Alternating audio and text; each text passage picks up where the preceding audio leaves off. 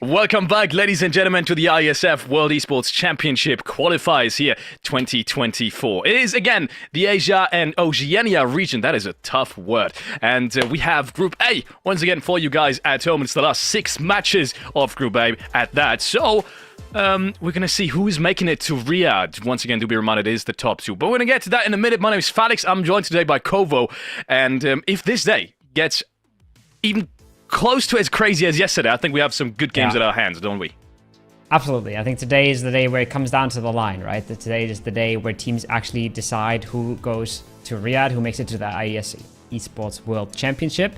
And looking at the leaderboard, right, we have a lot of teams that are fantastic at this game and that are really close to qualifying spots at the moment, but only 2 of them can go. So it's going to be an exciting day, no matter what happens. No matter what happens, we have the reigning PUBG Mobile Global Champions in this lobby. We have the reigning PMSL EMEA champions in this lobby, and they literally just came off of their win. So, I mean, if you thought yesterday's lobby was crazy stacked, then you might have missed the day before that, because we've already seen some of the best teams internationally here at the IESF World Esports Championship qualifiers. I'm especially excited to see that little skirmish we have at the top with Bahrain, and we're going to get to that in a minute when we take a look at some of these stats that we've had so far in Group A. But I know you haven't casted them, and I want to get your opinion, because I know you've probably rewatched some of the games. Any team, any specific team you've got your eyes on? I was a little surprised, I'll say. I was looking at the teams before the day started, and I was thinking of Kazakhstan a little bit more than they are showing on the leaderboard right now. Basically the full Navi roster, right? But when you look at the names at the top, Bahrain and Mongolia, that's not surprising at all, right? Like you just said, champions in the world or in their own region, very recent champions as well. Those guys have absolutely popped off. Jordan, not a team that I expected to be amongst the mids of those. But then, again, like I said, right, Kazakhstan maybe not showing as much as you would want them to, and a leaderboard that slowly trickles on down from there. Yeah, perfect. Let's take a look at some of these games that we have today. To give you guys an overview of what is to be expected, we have SANHOK starting off. If you've watched the last 2 games, that's not surprising. We've got 3 times Erangel to get into the flow, and then we're going to top it off with Miramar, who will probably be the most exciting matches for today, because then again, it is the last day of Group A, and tomorrow is going to be the last day of Group B, and spoilers ahead, it will be the same map rotation for Group B tomorrow as well. Yeah. So that's how these qualification games will go.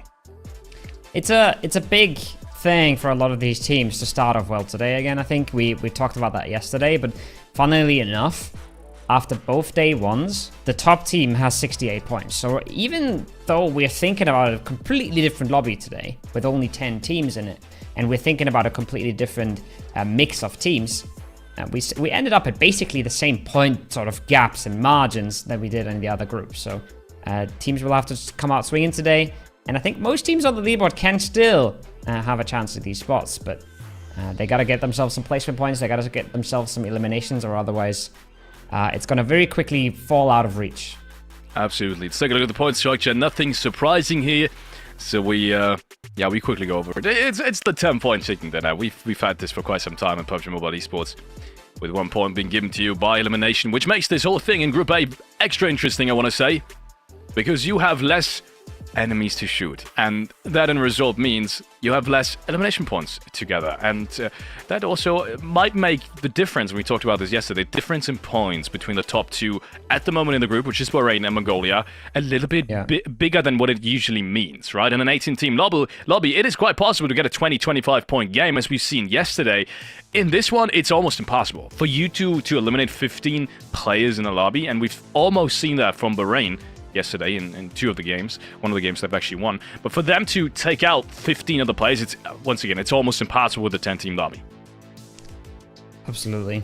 And it's an interesting, that's what I said, it's so interesting that the points ended up being a little bit similar at the top, when the entire premise of the lobby is completely different.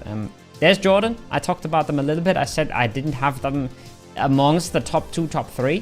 They are 3rd right now, and they've shown yesterday that they can mess with the best. If they can keep it up, if they can keep up, especially their eliminations that they've been able to acquire quite a few of, and a few good placements towards the end, they have a chance to fight for this top 2. But once again, there's a lot of rosters coming up, Felix, and a lot of them are looking really, really good. Oh, yes, indeed. One of them is Kazakhstan. And yes, I mean, they have not really shown us what they're made of so far. But they are in reach, and I think that speaks to their skill. Once again, the X-Navi lineup. We have Becker, though. At least he was playing 2 days ago. So I'm not sure if he's going to play today, but at least I think he is. I would be very surprised if they did lineup changes. I think there's a specific reason on why one of the players, I'm not even remembering who it was. I think it was 6 who couldn't play, because we've seen Gonza, Puncher, and Asa, I think. So I'd be interested to see if they do make a lineup change, if the 4th player is available this time around, because I think then we might have a different Kazakhstan again. And for a Kazakhstan that hasn't really performed as well as we were expecting them to still have 50 points is massive. Completely. And Bahrain is the team that was running away with things yesterday. They got themselves maybe not the most consistent placements, considering there was only 10 teams in the lobby, but they got the most amount of points. They got the most amount of eliminations, especially, and crowning themselves one chicken dinner. Good performance from them. Exactly what you expect from them. But once again, they have to be on their A game today, because there is only 2 slots, and top 2 will always be hard, no matter how good you are. Kind of an upset for me was Tajikistan taking home a chicken dinner yesterday in the 5th round, I do believe it was. I like these guys. Golden has shown us glimpses of hope for this team, but then again, they are almost 30 points shy, even more than 30 points short of a qualification spot right now. So if they do not come out swinging, and the same goes for Uzbekistan and maybe even Palestine, if they do not come out swinging, it's going to be really, really tough. Lebanon, some of them recently picked up by Heroic. Very, very fresh pickup for them in April. But so far, not been able to really show what they can do. Maybe not gelling as much as they would want to. They are in 9th place on the leaderboard right now. Yeah. And we'll have to wait and see if they can claw things back today. Maybe save a little bit of honor. Maybe do the unthinkable. There's always a chance. There's always the off chance. But right now, they are a big underdog, and they'll have to prove us wrong. 100%. I think they've got everything they need. It just hasn't clicked as much yet. Let's take a look at Mongolia, the most consistent team in terms of placement. We have not had a single game outside the top 4, and that is when Mongolia really starts to shine. I'm really interested to see Mongolia perform today. If you remember the games, they started off this tournament with a back-to-back chicken dinner, and then they ended it with a 4-4-4 and a 3rd place, which is, it's nuts. It's completely nuts. Once again, they're the most consistent team so far, and I think they are the team to be scared of most. But that also speaks to Bahrain, who's still a point ahead. Absolutely crazy consistency from those guys. Turkmenistan in 8th right now. These guys have shown a little bit of brilliance every now and then, but not all too consistent and not all too fierceful. So not convinced us so far. But once again, everybody has a chance today. If somebody can get 70 points on day 1, somebody else can get 70 points on day 2, right? So there's always a chance they claw things back. We'll have to wait and see. But right now, I'd say Turkmenistan and Lebanon are sort of the 2 teams that I'm not too optimistic about. Where a team like Uzbekistan, 45 points right now. They're in reach. They're 20 points behind first, or 20 points behind second as well, almost. They can make this. They can do this today, and they'll throw in everything they have, I'm sure. Yeah, I'm sure of it. We saw Hardboy and Tapok especially being 2 very key players yesterday. I know I want to see Uzbekistan. I want to see them with at least one more really good game. And as you said, 20 points, that's a good game. Maybe you have that in the first 2 rounds. It becomes very, very possible. And I want to see that happen. I want to see that happen for Palestine, Uzbekistan, Kaz, for the teams that are kind of the runner-ups at the moment. Also Palestine, as we can see here, who literally just who are coming off of a win in the very last round, because then it gets all the more exciting at the very top, and we might actually see it coming down to the very last game. I think there's a really good chance. That happens. We've talked quite a bit about the leaderboard now. I think we're going to see it in a second as well to make sure you guys know what we are talking about. And I'm thinking here, right? Bahrain and Mongolia, obviously, they're running away with it a little bit. But it's still pretty close, and then it basically there's a cutoff after 7. I think Tajikistan is very much in the running for this still. They pop off with a good game in the first 1 or 2 rounds. Suddenly they're in the mix, suddenly they're fighting for it. Completely possible. Below that, 8th, 9th, 10th, I don't think it's happening.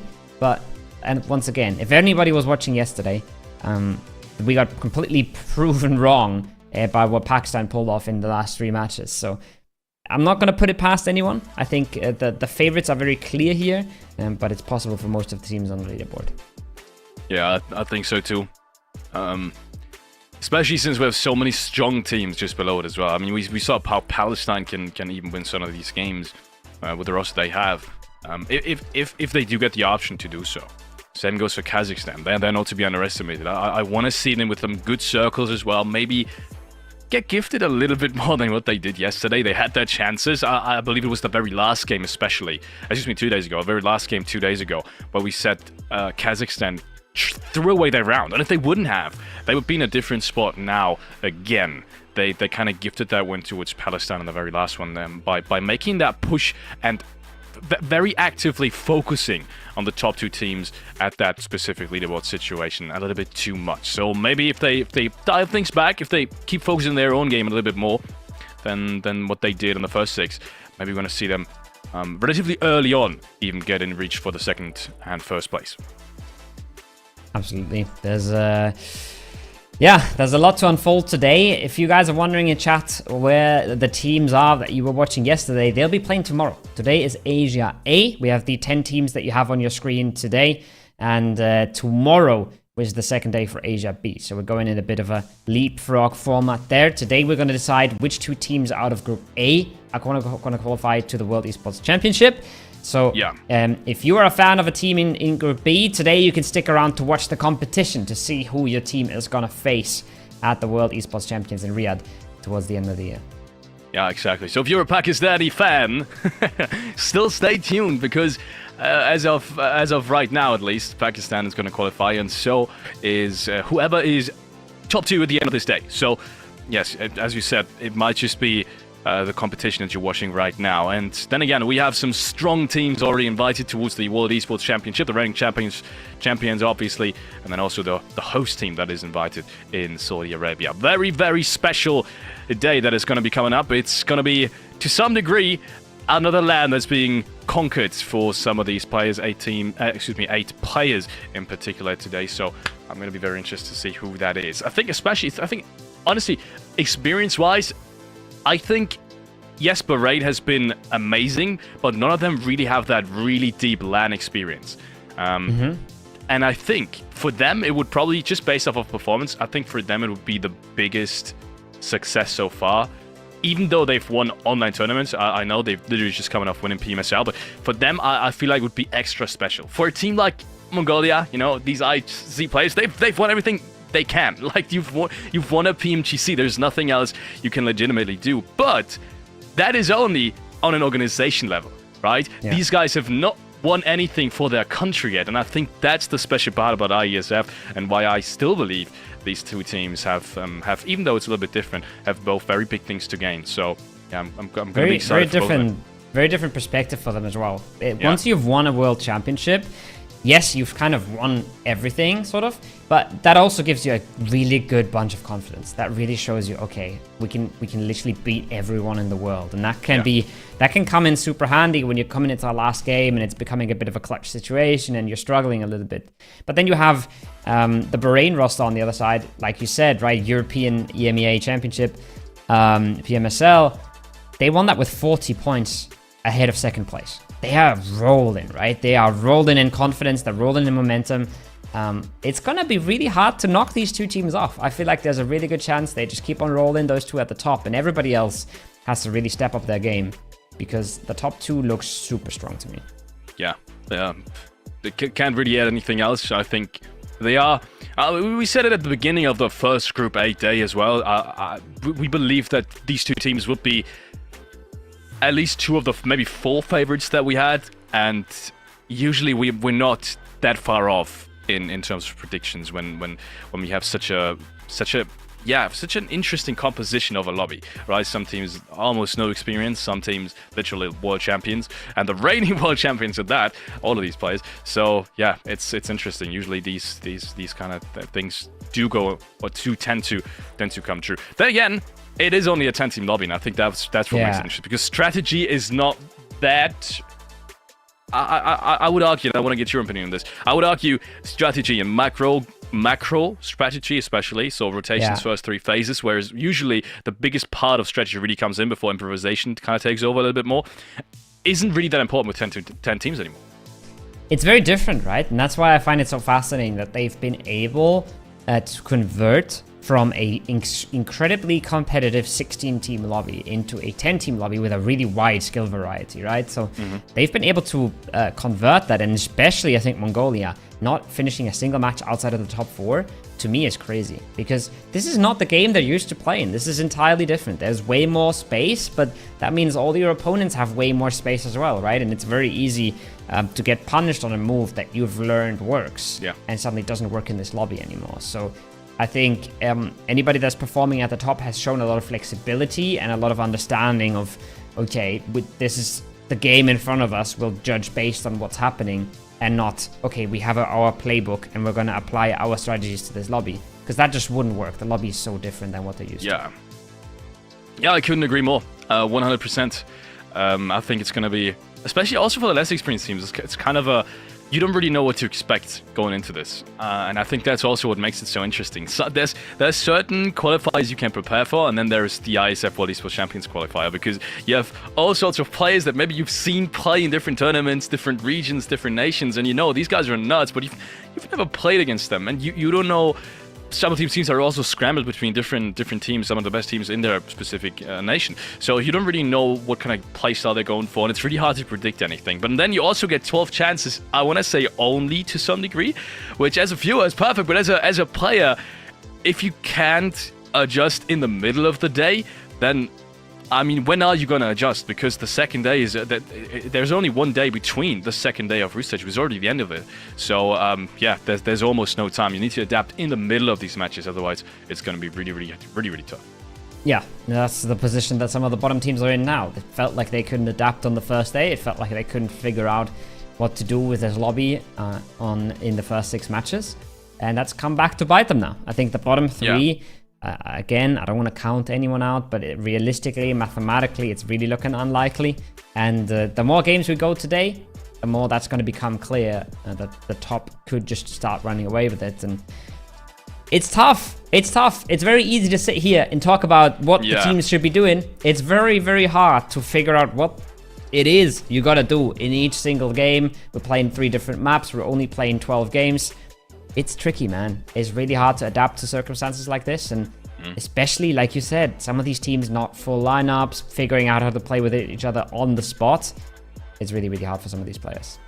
Yeah, as you said, I think that the biggest part now is someone gonna run away with it already to this at the start of the second day, and I want to see Bahrain and Mongolia especially now, and have a specific focus on them, because one of them has a really good game. It's going to be so very tough to catch them, and I think we might even get a really early decision whether or not that actually does come true. So going to be very interested to see how these 2 teams start off the day. For anyone else, as we said, do be reminded, if you've just tuned in, this is the last day for Group A. We have 10 teams facing it off. The top 2 will go to Riyadh in the later stages of this year, and that's where every one of these teams, Group B and Group A, wants to go. And ladies and gentlemen, it is time to start off the first match of this second group stage day. It is SANHOK that we have in front of us. First order already coming out, nice and easy, nice and early. Took Ministan turning to take a fight before anything kicks off. They will even find the first entry. Yeah, that's the first, that's the second. And they're starting the hot drop off very successfully here. But we've seen this before, Falex. We've seen this yesterday. We've seen a hot drop that went exactly like this, and then it went into a 1v4. So I'm holding my breath, and there's the first bit knock, but lots of damage traded. And I say that, first knock. That's 2 knocks already. That's Klaus and Aito in a 1v2. Yeah, good trades coming in back and forth. I think that's almost the first flush that's coming on through. Chappie is almost done and dusted for the first game. Yes, he is. Timon is taken down as well. They need to be careful.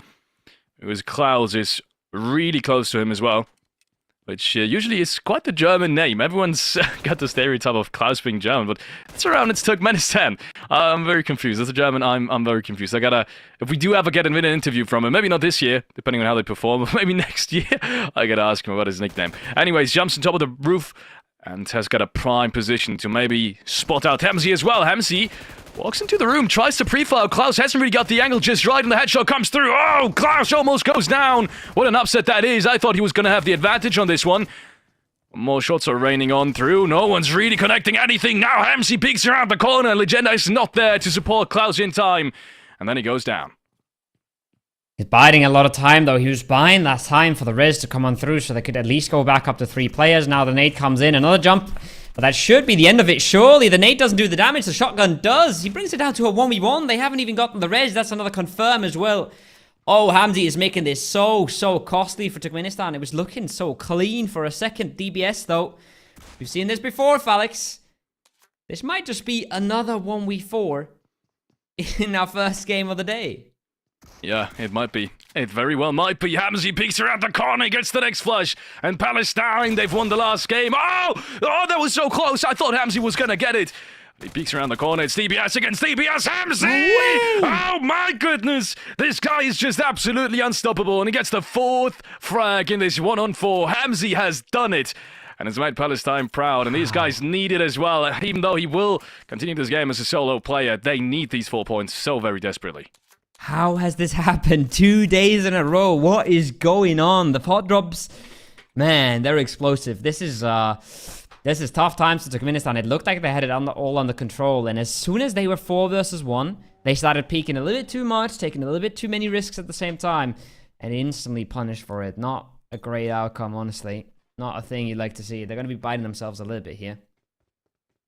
But, well, 3 points is all she wrote for Turkmenistan. 4 at least for Palestine. And, well, maybe he can mount up a few more. But like you said, that's big points on the leaderboard considering they are so close in the chase. Yeah. Jordan, the one team that is running up to Mongolia and Bahrain on the leaderboard. They need a couple of more points. They're on 56 right now. It is 11 points difference to that qualification spot. And you can tell they have made a significant change here on SANHOK. They're using the vehicle as something that we haven't really seen being used in the very first day. Now with 10 teams, that also gives you more opportunity for rotate. There's more free space. And usually on SANHOK, it is very dangerous to rotate on these vehicles, but I'm glad some of these teams adapt to the different conditions that we have in Group A and Group B. Because even an 8-team lobby, that is very possible. As we saw with Indonesia yesterday, who've just absolutely dominated SANHOK. Yeah. Sure, they haven't won the round, but they've done some good stuff.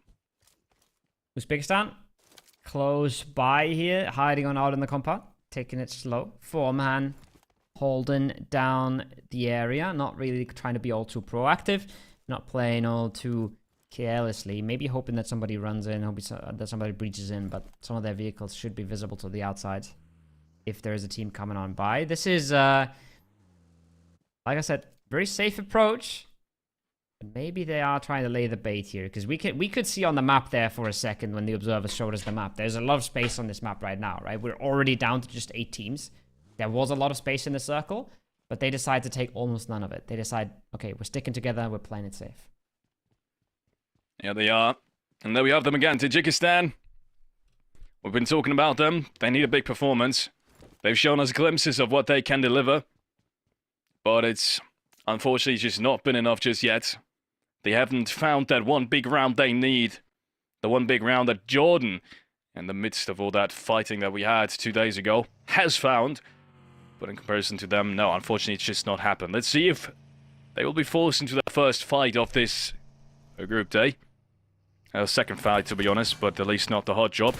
Well, Tajikistan has found the first player. No. Oh, he drives against the tree and Fragger goes down. That is heartbreaking for Uzbekistan. They will lose the first player. And Tajikistan starts off strong. That is the confidence you need. Oh, that's a big slip up. You hate to see that. They were playing so close together. I thought they were hoping for a bait, maybe hoping to catch someone off guard. And the second they start scouting, they're already surrounded on the hills. Just a little bit too slow on the approach, maybe. Also, in the rest of the squad, more than set up for it. Nice and early kill. Good for the mental, good for the confidence. And a bit of a loot injection for him as well there. We could see him picking up a few bits and pieces.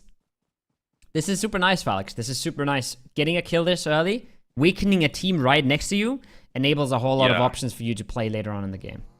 Yeah, I couldn't agree more. I think it's... As a player, and I mean, you have played, I've played, you just know the feeling of, hey, we've made the first little step towards something, and we've gotten one for almost free without actually endangering ourselves. That's a really, really good start. Gives you lots of confidence, and also better loot on top of that.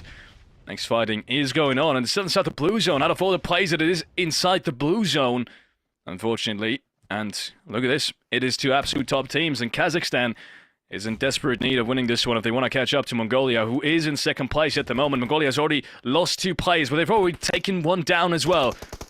But so far, nothing been secured for Kazakhstan. As I say that, though, Stix comes in and gets one for his team. This is an absolute mess of a fight. Neither of the teams are happy to be taking this. They all take a blue damage. They've both lost members already. 1 res coming through now at least for Mongolia, but it's not looking clean. It's not looking like a fast fight either. They've been stuck in this for a while here now. More blue damage coming in. And Rogue is not going to find it. It's taken down.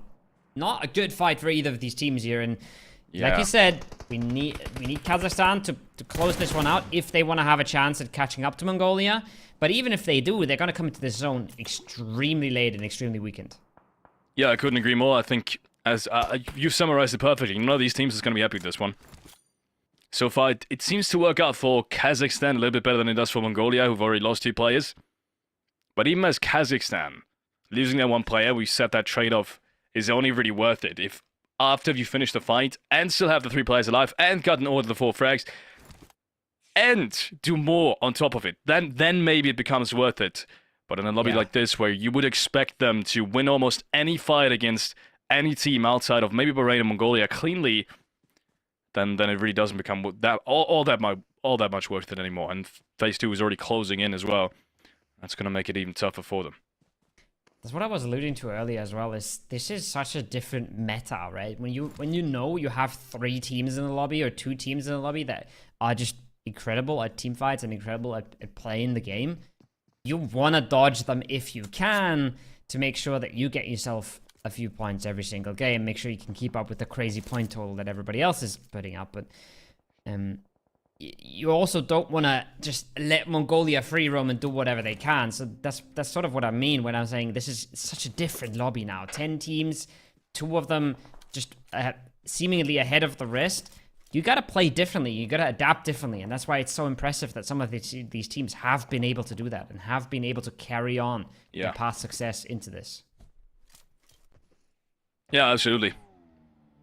The meta changes, the decision-making changes, the IGLing changes, and all these players need to adapt.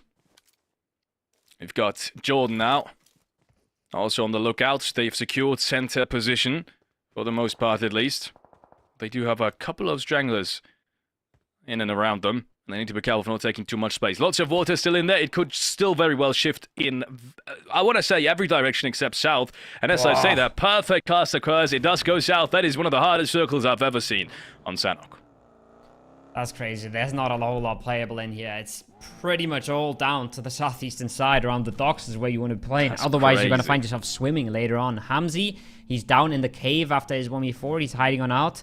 And the teams above him, they have to figure out what they want to do with this. Kazakhstan slowly making their way on in on that far western side. Maybe they'll find a way around Bantai. Maybe they'll find some way to cross that water. But everybody would love to be in on that eastern edge right now. East towards the docks. But it's really just one team that's holding the entire area together. And I want to see them actually make something off of their position that they've just been given with the new circle shift. I want to see them gatekeep the edges and grab all the frags of the people that are rotating on him. Because if they do that, this could literally be over in the next phase. Maybe not the next phase, but the next 2 phases, if they do it smartly. But it feels like they're not doing that just yet, unfortunately. They would have so much kill potential, of almost more kill potential than any team ever had in this entire qualifier. Everyone needs to rotate in right in front of them. And even if you do grab maybe Camp Charlie, then at some point you would 99% sure that at some point you would need to swim over, and that would be 3 points as well. So not even that is really an option. Good pickup from Jordan though. In the meanwhile, that's exactly what I've been saying as well. Maybe grabbing some rotation frags instead of rotating on in could be beneficial to them as well. Yeah, it's a tricky mix, right? You don't want to get caught off, you don't want to get singled out and lose members, but you also want to realize that kill potential, like you said. So, pretty hard balance for some of these teams. Not the easiest thing to pull off, and very different approaches right now. Uzbekistan, we saw them losing a member earlier. They're now just fully running through it. Lebanon coming by in cars. Different approaches to try and scrap their way into the circle. But I'm a little bit excited to see what Hamzy can do with this, because I feel like he's just going to be sneaking, swimming out right below Jordan. And that's a full squad waiting for him. But we have to talk about the elephant in the room, I think, right? Bahrain, favorite team, one of the two favorites maybe in this lobby. And they're in a perfect position to start off the day. Yeah, they really are. Once again, I said it before, I want to see them make something more off of that position, because you don't really, you're not getting that position very often. Almost never, I want to say. And you can tell right now, at least, that they're doing just that. They know they're, especially if they use that tower that they have, they can hold out to their complete northwestern edge, and that's what they're doing. Don't even let anyone get into the darks. That would be ooh, that could really backfire if they let this person pass. I'm not even sure who it was now. It was too fast. He's gone by at a pretty straight rotation path, but if he's gone now they need to worry about their backs, and that's the one thing that they really wanted not to happen. Yeah, there's Lebanon, I think, getting a player past them. It's going to be a bit of a thorn in the sidelines. They have to be careful about what happens regarding that. You can see they're controlling two very high ground, high priority compounds.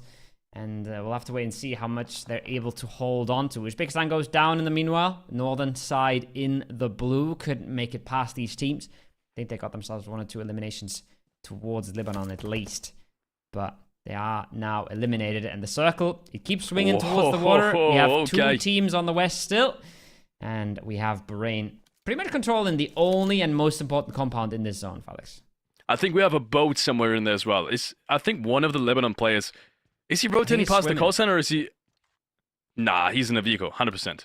Oh no, Lebanon, of course. Lebanon's I mean Jordan. Yeah. Of course. I meant Jordan. It's hard to spot out some of these players now on the mini map. But I think Clever made it inside. Yes, that must have been Clever from Jordan. Yeah. He somehow made it inside, past the coastline, because none of Bahrain was really able to focus on the northwestern side. So, at least they will have an footing in this one, and it's not just gifted to Bahrain like we originally expected. Still, though, everyone else needs to rotate in. Even Tajikistan has one hell of a tough cross outside of this compound in the next phase. Yeah, it's rough. It's rough when you have so much low ground and you have to try and make it out onto the hills at some point, but it's not as rough as Jordan's prospects here, for example, who have to make it across the whole White River. And then we have Kazakhstan, we have Mongolia, all both far off to the west still. Big cross ahead of them. And yeah, like we said, it's a hard balance, right? Bahrain, that they can't hold the coasts completely. They can't hold docks completely. They try to do their best. So far, no kill points. Is not the outcome they would have wanted, but I'm fairly certain they're still in the best compound in the circle. Kazakhstan, the one team that is trying to make it via water. They haven't found a boat, unfortunately, for them. That means they will have to swim inside, and it looks like no one's really watching them, at least for the time being. Jordan, that is in the meanwhile engaging with Bahrain, who've still got the upper hand on this island, have now grouped up inside this central compound. They need to find this player. That will be so important against this later fight against Jordan, and they will do so. Miracle goes down. That's going to weaken Jordan significantly. It's a nice player to take on out. Means you have one less to worry about later on. They might not even know about Kazakhstan swimming as well, which could even help them out further here. Mongolia goes down, though. Goes down to the play zone in the distance. That's the big dog out of the lobby. That's a big chance for Bahrain to run away with it. But first, they have to hold, and they have to consolidate, and they have to stay alive through all the threats. 33 bullets is all that Pod has left here. And he's going to have to be extremely cautious with these. Or maybe have a few teammates drop him off a few bullets. And we were thinking maybe Kazakhstan today is going to be in a different roster, but no, it is Becca again who's standing in for Kazakhstan. And look at this. They've made the cross. Apparently they've made the cross. They will get an entry towards the southern side of this island. So good on Kazakhstan. They will have a chance in this one as well. 3 players. Bahrain, honestly, I thought they were going to have way more kill potential than what they had so far. This is now only, I want to say, the second frag.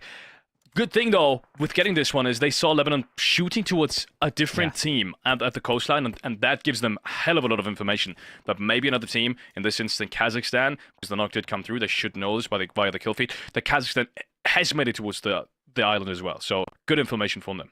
I love what they're doing here as well. They have a player on the high ground overlooking the area, and then they have a player wrapping low. So they have both of the angles. They have all the information that they want, and they can slowly try to approach this without risking all too much. They're not giving up their high ground, but they're starting to flex out, and they're starting to take a few aggressions towards the other teams. So they are starting to activate and trying to get themselves the kills. The question is, you're always taking a little bit of risk when you start taking these fights. And are they going to be able to withhold the pressure coming in from teams around them, from teams creeping up their hills, from teams maybe trying to hold them off later on in the future? So it's a tricky task ahead, but at least they're starting to put in the work. Yeah. That's the most important thing. Tajikistan might have just spotted out Clever from Jordan, who can't really move past that rock either. He's been spotted once, and there's no cover at all for him. His two teammates in the compound can't really support any of the sidelines that do see him either. So, he's in a lot of trouble at the moment. Tajikistan, though, have troubles on their own because the blue zone is moving right at their backs. The only 4-man left in the server is the one that's charging up the leaderboards right now.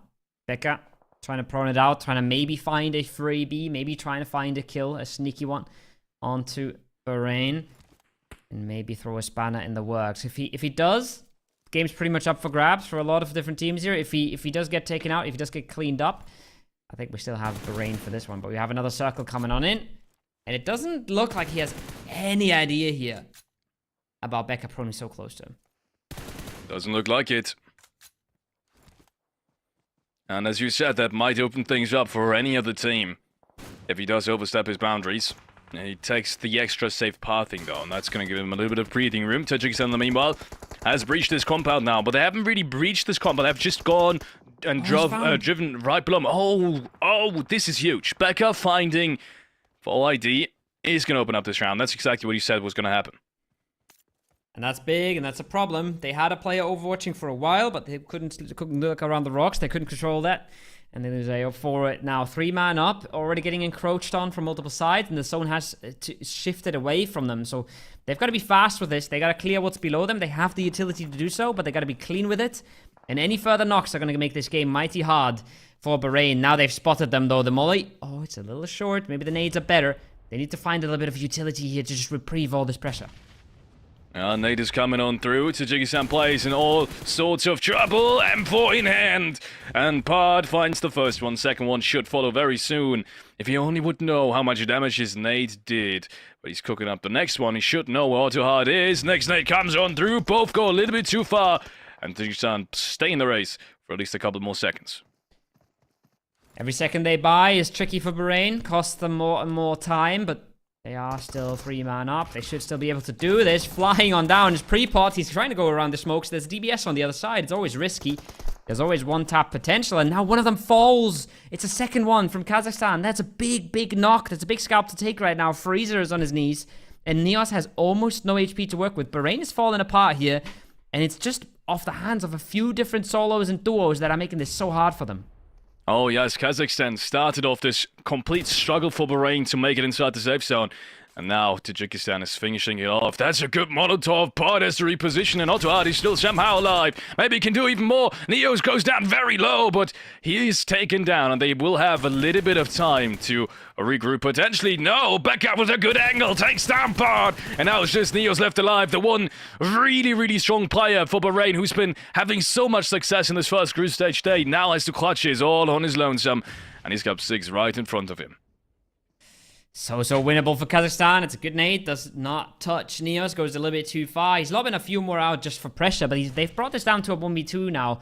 It's a risky res to try and take. Oh. I'm not sure if they have the information. Six is trying to get the nade onto the crate, and does a good bunch of damage to both of them so far. No knock just yet, though. The blue's on his back. This is surely over. Six around the corner, and Kazakhstan takes the first game of the day, Felix, and that's going to be spicy on the leaderboard.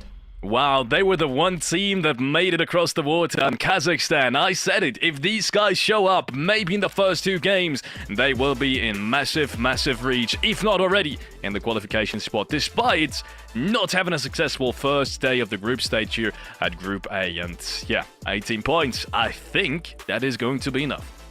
That's a lot of points to be catching up, especially when you're taking them right off the hands of Bahrain there. They're going to be a little bit upset about not closing that one out. That was their game to win. I think it was a little easier. It was a little harder than it looked, right? The first few circles were super kind to them, but then it became a bit hard from that high ground to control all the area around them. Yeah. That being said, they're still going to be upset with this. They're still not going to be happy that they couldn't close that one out. And Kazakhstan, all the more so. 2 players up for a very long time. Closing out the game, clutching it up. Massive boost for them. That's going to hurt. If I were Bahrain, that's going to massively, because first of all, the reason why he didn't go overly aggressive in this round was literally because he wanted to secure it at all costs. And then you don't even secure it. Like, they could have gate-kept so many more teams. And I think at the point where we only had 5 for 6 teams anymore, and 3 of the teams already kind of eliminated each other at the edge, they only had maybe 2 eliminations. So, not really going Bahrain's way at all, despite the circle gifting them like I've almost never seen before in any qualification. So, yeah, unfortunately, here comes the 1v4 from Hamzy again, not to be underestimated. These guys still have a very good chance as well.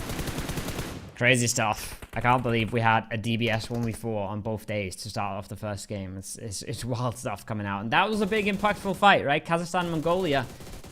Around that palace area towards the northwest. Not a good time for either of them. And both of them coming out hampered. But Kazakhstan somehow able to pull that back completely. Swimming across the ocean and making it across with 2 and just clutching out the game somehow. Just based off timing and based off the third parties they were able to achieve. Yeah, Bahrain, and you could also see it here. Again, just not taking as many positions as they maybe should have. And if they did, like we saw at EO, just maybe too aggressive. That one frag against 4YOD, that was the one frag that really changed the outcome of the entire round. And I felt like if he would have played a little bit more smart, if he would have maybe thought about what would happen if he crosses that next ridge line a little bit more, I think they would have secured this round as well. Because Kazakhstan wasn't even a full team anymore when they originally got to the island in the first place. So Bahrain, it's tricky, but it's basically you're playing a game of minimizing risk, right? You have a really good compound at the top, and you don't want to pull too many players downhill to start getting these kills. But then if you don't have control of the area, if you can't overlook the area, then it's not really worth running around there as a solo. So either you put in a second player, or you decide, well, this is maybe a little bit too dangerous. I'm just coming back up. And both of these could have worked out. It's very easy to say in hindsight, but if you just have a buddy system, if you have a second player trading there, then maybe they can trade that out. And then suddenly, Kazakhstan is a solo, Bahrain's a 4-man. The game goes entirely different than it did now. So it's these tiny decisions that sometimes you make the right decision and you get punished, but sometimes it feels like, did they really need to take that risk? Probably not. And it really punished them in this case. Yeah, probably not. We're going to take a look at some of these statistics, ladies and gentlemen. Let's see how Kazakhstan performed in this one, especially who did most of the work. And it was 6 with 86 damage received only. 538, 583 damage as well being taken. I had to think really quickly of this crazy round from, I think it was IQ yesterday, who had 1,300 damage, and I want to reiterate this really quickly, and received none. And I was like, are we going to talk about this again? Because we've talked about it a million times, but I got to talk about it again. That's the craziest statistic I've ever seen individually. I mean, this is probably the MVP of the round, Hip 6, right? And his stats are very respectable, but it doesn't really compare to what IQ has been able to pull up yesterday. But that's a once-in-a-tournament kind of thing, right? That doesn't happen all the time, and it is facilitated by really good rotations as well, really good decisions that Palestine made yesterday. You don't do that in a game like this, where you're struggling the whole way through. You're taking, I mean, even just the blue damage they were taking, right? They were so long in there. They had such a hard time crossing the water. It wasn't a game where you can pull up that kind of performance. Regardless, 18 points, 7 more than Bahrain did, is exactly what Kazakhstan needed to close the gap, especially when Mongolia is only walking away with 2 here. Yeah, couldn't agree more.